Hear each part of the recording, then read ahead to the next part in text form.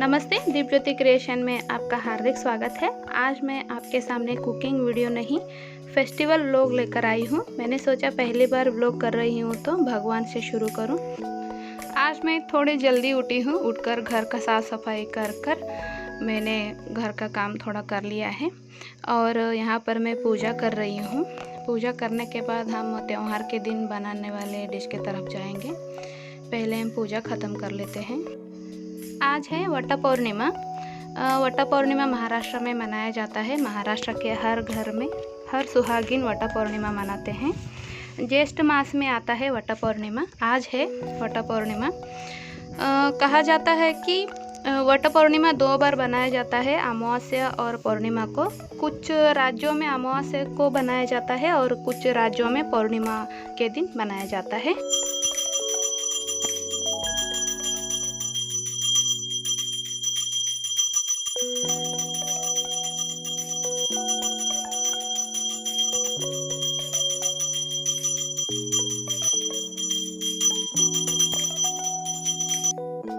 पूजा संपन्न हुई।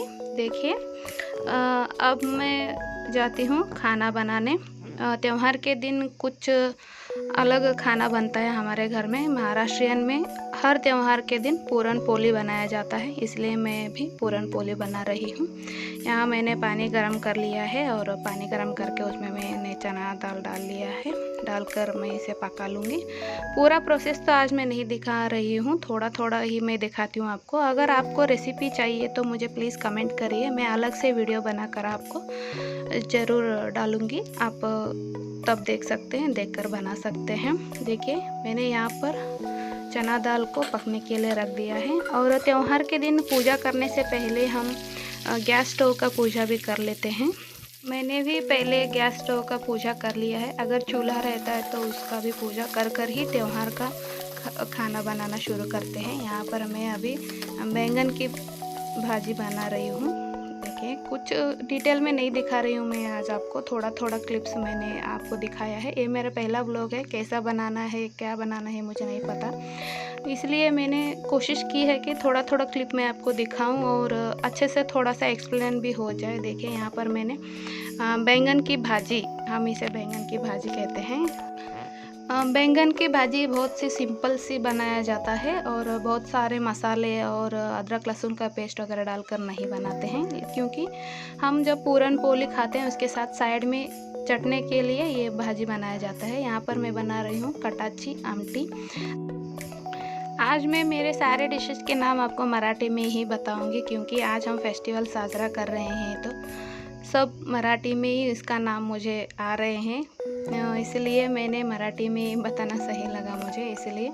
अब हम बना रहे हैं कटाची आमटी। जो हम चना दाल पकाते हैं उसे जो स्ट्रेन कर हम चना अलग कर लेते हैं, उसका जो पानी बचता है उससे ये कटाची आमटी बनाया जाता है। बहुत ही अच्छा लगता है। और एक साइड मैं कटाची आमटी बना रही हूँ और दूसरी साइड मैंने छाने हुए चने में गुड़ डालकर उसे पका कर रख लिया है। अब मैं पापड़ को तल ले रही हूँ। देखिए, इस तरह पापड़ को हम तल कर निकाल कर बाजू में रख देंगे और उसी ऑयल में हम दूसरा डिश भी बना लेंगे। यहाँ पर मैं आपको बोलना चाहती हूँ कि पूरन पोली के साथ पकोड़े और पापड़ रहते हैं तो बहुत अच्छा स्वाद आता है, इसलिए हम कंपलसरी बनाते हैं। देखिए, इतना मैंने तल कर रख लिया है। अब उसी गरम गरम तेल में मैं पकोड़े तल ले रही हूँ। देखिए, तो बर्तन भी कम पड़ेंगे और फटाफट काम भी हो जाता है। देखिए, कभी कभी मैं ऐसा करती हूँ कि पहले पापड़ तल लेती हूँ, उसके बाद पकोड़े बना लेती हूँ, उसके बाद थोड़ा ऑयल निकाल कर उसी में ही मैं बैंगन की भाजी भी बना लेती हूँ। उस तरह से मैं कभी कभी एडजस्ट करती हूँ ताकि कम बर्तन पड़े और कम घिसना पड़े, इसलिए। देखिए, यहाँ पर मैंने पकोड़े तल ले रही हूँ। दोस्तों, अब तक आपने हमारा चैनल सब्सक्राइब नहीं किया तो प्लीज़ सब्सक्राइब करिए, लाइक करिए, शेयर करिए और साथ में कमेंट भी करिए। और ये मेरा पहला व्लॉग है, अगर कुछ ऊंच नीच हो जाता है तो कृपया माफ़ भी करें। देखिए, कटाची आमटी 5-10 मिनट पकाना पड़ता है, तभी उसका स्वाद अच्छे से बढ़ता है। और मैं यहाँ पर फाइनल टचिंग के लिए थोड़ा धनिया डालकर गैस का फ्लेम मैंने बंद कर दिया और इसे मैंने ढक कर रख लेती हूँ। और एक साइड में हमारे भजिया बनकर रेडी हो रहे हैं। देखिए, पकोड़े, हम तो इसे भजी कहते हैं, हिंदी में तो इसे पकोड़े कहते हैं, लेकिन स्वाद तो एक ही है, पकोड़े और भजी का। और मैंने पूरन पोली की सारी तैयारियां कर कर यहाँ पर मैं पूरन पोली बना रही हूँ। मैं यहाँ पर आपको डिटेल नहीं दिखा पाई क्योंकि बहुत लंबा हो जाता वीडियो, इसलिए इसमें से कोई भी रेसिपी चाहिए तो आप प्लीज़ कमेंट करिए, मैं पक्का वीडियो बनाकर आपको डालूँगी। देखिए यहाँ पर मैं पूरन पोली बना रही हूँ। हम हर फेस्टिवल को पूरन पोली ही बनाते हैं। पूरन पोली का ही प्रथा है हमारे यहाँ महाराष्ट्र में। और पूरन पोली का खाना इतना अच्छा लगता है, बहुत स्वादिष्ट और बहुत अच्छा लगता है। इस तरह के पूरन पोली तो बहुत ही सॉफ्ट रहते हैं, ये तो 2 दिन तक ख़राब भी नहीं होते। और अगर हम एक बार पूरन बनाकर फ्रिज में रख लेते हैं तो कब चाहे तब हम पूरन पोली बनाकर खा सकते हैं। बहुत अच्छा स्वाद आता है इसका। देखिए यहाँ पर मैंने बना लिया है पूरन पोली। बहुत ज़्यादा नहीं, 10-12 पूरन पोली मैंने बना लिया है क्योंकि मुझे बाहर भी जाना है और पूजा के लिए, और मुझे तैयार होना है। खासकर सुहागिन बहुत अच्छे से 16 श्रृंगार के साथ तैयार होते हैं आज। उस तरह से मुझे थोड़ा मेकअप वगैरह लगाकर मुझे रेडी भी होना है, इसलिए मैंने बहुत सारे नहीं, कुछ 10-12 मैंने पूरन पोली यहाँ पर बना लिया। और बाद में बाकी का पूरन मैंने निकाल कर फ्रिज में रख दिया। रख कर मैंने फिर आगे का काम शुरू कर दिया। देखिए यहाँ पर मैंने आपको एक 3-4 पोली बनाने का मैंने आपको दिखाया है। देखिए बहुत अच्छे से आए हैं पूरन पोली। इसके लिए थोड़ा बहुत प्रिपरेशन रहता है, वो प्रिपरेशन कर लेंगे तो कुछ बहुत बड़ी बात नहीं है। थोड़ा प्रैक्टिस की भी ज़रूरत है। अगर प्रैक्टिस रहता है तो कौन सा काम नहीं आता, हर काम में प्रैक्टिस ज़रूरी है ना, इसलिए थोड़ा प्रैक्टिस कर लेते हैं तो बहुत अच्छा से पका कर हम घर वालों को खिला सकते हैं। देखिए हो गया। ये मैंने आम रस बना लिया, बनाकर मैं इसे भी फ्रिज में रख देती हूँ। आम रस बनाने के बाद 1 या 1.5 घंटे के अंदर ही खाया जाता है। देखिए अब बात आई साड़ी सिलेक्शन की। मुझसे तो साड़ी सिलेक्शन होता ही नहीं है, इसलिए मैंने मेरी बड़ी बेटी का हेल्प लिया है। और उसने तो मुझे कौन सा भी साड़ी सेलेक्ट करने नहीं दे रही थी। ये अच्छा नहीं है मम्मी, वो अच्छा नहीं है मम्मी, ये तुमने कब पहना था, ये तब पहना था, ऐसा बोलकर उसने मुझे आधा घंटा उसी में सुलझा दिया। देखिए लगभग 25 से 30% साड़ियाँ मैंने बाहर निकाल दिया। ये पहनूँ क्या, वो पहनूँ। वो तो इस तरह की साड़ी बोलती है कि जिसमें ब्लाउज़ अच्छे से नहीं बैठता या फिर ब्लाउज़ ही नहीं है, उस तरह के साड़ीज़ वो सेलेक्ट करती थी। इसलिए थोड़ा मुझे वक्त भी लग गया, इसमें मेरा थोड़ा टाइम भी वेस्ट हो गया। काश मैं पहले ही निकाल कर रख देती थी। हर बार मैं पहले ही निकालती थी, इस बार मैं भूल गई पहले निकाल कर रखना। काश निकाल कर रख देती तो अच्छा हो जाता, उस दिन मेरा टाइम भी बच जाता।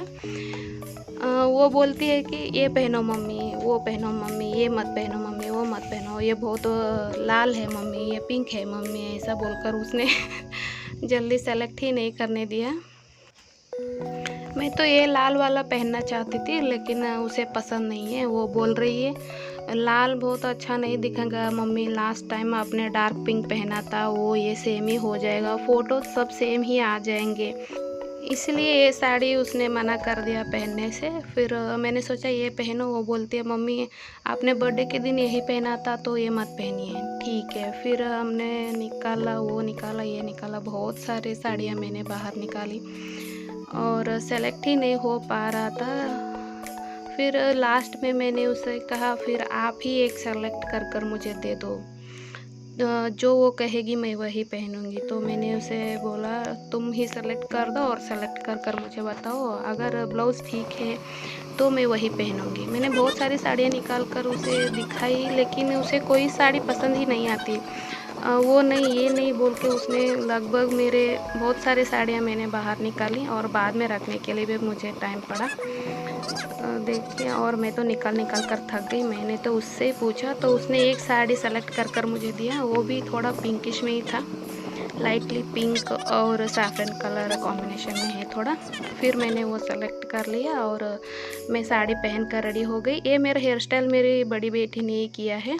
उसी ने सोचा था कि मैं किस तरह से रेडी हो जाऊं, तो उसने जैसे जैसे कहा मैंने उसी तरह से आज तैयार हो गई हूँ।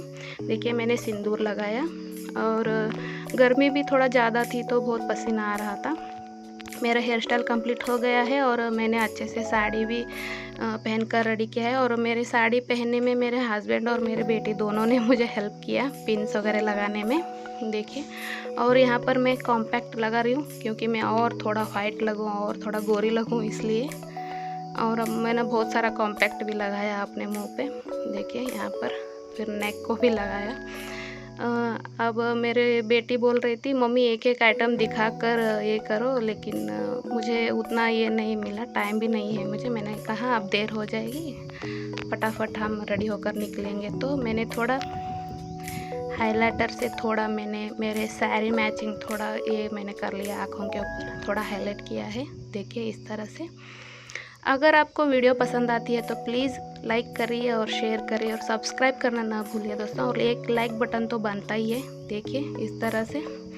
और इस दिन हर महाराष्ट्र में हर घर में सुहागिन बहुत अच्छे से रेडी हो जाते हैं। रेडी होकर अपने पूजा करने जाते हैं, अपने पड़ोसियों के साथ वगैरह जाकर सब मिलकर पूजा करने जाते हैं। यहाँ पर मैं अकेली हूँ तो इसलिए मेरे साथ कोई नहीं आया था। मुझे हर बार दीपक जी लेकर जाते हैं वट वृक्ष के पास पूजा करने के लिए। देखिए अब मैं रेडी हो गई हूँ, बिंदी भी मैंने लगाया। अब बारी है लिपस्टिक का। मैं डार्क कलर का लिपस्टिक यूज़ नहीं करती, मुझे लगता है वो मुझे सूट नहीं होता, इसलिए मैं लाइट कलर का न्यूड लिपस्टिक यूज़ करती हूँ। देखिए मैंने लगा लिया है, लगता है मुझे अच्छा लग रहा है, मुझे लगा है ऐसा। मुझे परफ्यूम बहुत पसंद है, इसलिए मैं कभी भी बाहर जाती हूँ तो परफ्यूम का इस्तेमाल करती हूँ। बच्चे भी रेडी हो गए हैं और दीपक जी भी रेडी हो गए हैं। मधुरा ने कहा मम्मी एक बार मैं आपका वीडियो लेती हूँ, आप ठहर जाइए, इसलिए मैं उसे पोज दे रही हूँ और उसने मेरा एक फुल वीडियो ले लिया। देखिए इस तरह से मैंने श्रृंगार कर लिया है। देखिए, और मैंने खास कर महाराष्ट्रियन नथ भी पहना है। महाराष्ट्र के हर सुहागिन महाराष्ट्र नथ पहनना पसंद करती है। और अब हम दोनों कुछ पिक्स क्लिक कर रहे हैं, वो और मैं। देखिए अब हम पूजा के लिए निकलेंगे। पूजा की थाली भी मैंने रेडी कर रखा था। अब हम जा रहे हैं पूजा करने के लिए। हमारे घर से थोड़ा दूर है, वहाँ पर हम जा रहे हैं। देखिए बच्चे मेरे पीछे बैठे हैं और हम सामने। अब हम जा रहे हैं दूर। हर बार मुझे दीपक जी लेकर जाते हैं और हर बार उन्होंने ऑफिस के लिए छुट्टी डाल देते हैं उस दिन, क्योंकि मुझे पूजा के लिए वो लेकर जा सके। अमावस्या पर पड़ने वाली वट सावित्री का व्रत विशेषकर उत्तर प्रदेश, बिहार, मध्य प्रदेश, पंजाब और हरियाणा जैसे क्षेत्रों में किया जाता है। और वही पूर्णिमा के दिन बनाने वाला वट पूर्णिमा व्रत महाराष्ट्र, गुजरात और दक्षिण भारत जैसे क्षेत्रों में प्रचलित है। दोनों ही व्रतों में बरगद के पेड़ की पूजा करने का विधान है। ज्येष्ठ मास के अमावस्या फिर ज्येष्ठ मास के पूर्णिमा के दिन सुहागिन महिलाएं व्रत रखती हैं। माना जाता है कि वट वृक्ष के छांव में अमावस्या या पूर्णिमा तिथि के दिन देवी सावित्री ने अपने पति को पुनः जीवित किया था। तभी से इस दिन वट वृक्ष की पूजा की जाती है। मान्यताओं के आधार पर हिंदू धर्म में महिलाएं अपने सुहाग की लंबी आयु के लिए इस दिन बरगद के वृक्ष की पूजा करती हैं। वट सावित्री व्रत करने से दाम्पत्य जीवन में खुशहाली आती है और प्रेम भी बढ़ता है और पति का लंबी आयु भी बढ़ती है और 7 जन्मों के लिए वही पति चाहिए, ये मनोकामना से महिलाएं ये व्रत करती है और कर पति के प्रेम के पात्र बन जाती है। देखिए यहाँ पर मैंने पूजा कर रही हूँ, वट वृक्ष की पूजा मैंने कर लिया है। और यहाँ पर कच्चे धागे से या फिर कच्चा सूत से वट वृक्ष की परिक्रमा किया जाता है। एक तरह की वट वृक्ष को बांध दिया जाता है और प्रार्थना की जाती है कि हमारे पति की लंबी उम्र हो और 7 जन्म तक यही पति हमें प्राप्त हो जाए। इस तरह से इस पूजा को संपन्न किया जाता है। देखिए यहाँ पर मैं परिक्रमा कर रही हूँ और मधुरा ने मुझे हेल्प कर रही थी, अगरबत्ती वगैरह जलाने में वो थोड़ा हेल्प कर रही थी। देखिए इस तरह से परिक्रमा करते हैं। इस पूजा में आम का महत्व है। आम फल के साथ ही इस पूजा को किया जाता है और पूजा करने के बाद पति का चरण स्पर्श किया जाता है और उनका आशीर्वाद लिया जाता है। यहाँ पर मैं परिक्रमा कर रही हूँ। यह पूजा होने तक सुहागन महिलाएं उपवास रखती हैं। ये पूजा होने के बाद पति का चरण स्पर्श करने के बाद ही वो खाना खाती है।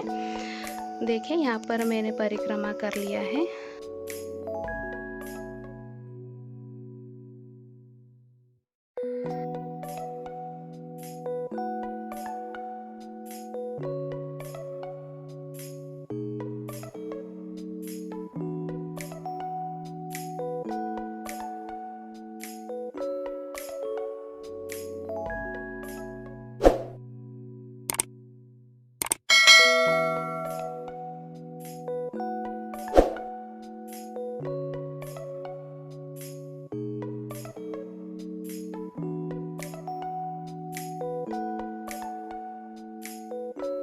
पूजा संपन्न हो गई है। अब मैं प्रार्थना करूंगी कि मेरे पति का लंबी आयु और आयुष्य आरोग्य प्राप्त हो जाए उनको। और दीपक जी नारियल फोड़ेंगे अभी। आशा है कि मुझे आपको ये वीडियो ज़रूर पसंद आएगा। अगर पसंद नहीं आए तो अगर आपको कुछ कम ज़्यादा लगता है तो आप प्लीज़ कमेंट करिए, ताकि मुझे पता चले कहाँ पर मैं चूक गई हूँ और कहाँ पर मुझे क्या क्या वीडियो करना था क्या नहीं, ये सब मुझे पता चल जाएगा। प्लीज़ कमेंट करिए।